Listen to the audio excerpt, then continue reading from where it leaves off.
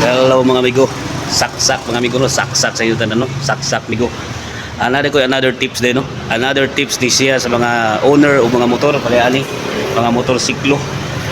Kung ikaw naga-own og motorsiklo, dapat kabalo ka ani nga mga tips kini na sa ibabaw kana siya.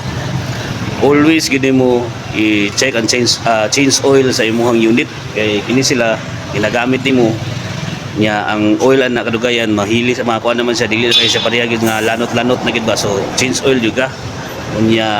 Ang ikaduha, check pud mo mga tires, mga ligid, check nimo ang tires, ayo kayo pa kuan og na manipis tigod kay delikado ka ma-slide na sa kuan dalan nya. Dapat pod nga regular ka mag-check ani mga fluids ani diri, mga fluids namang ni mga fluids ning atong mga motor no, check pud mo na mga fluids.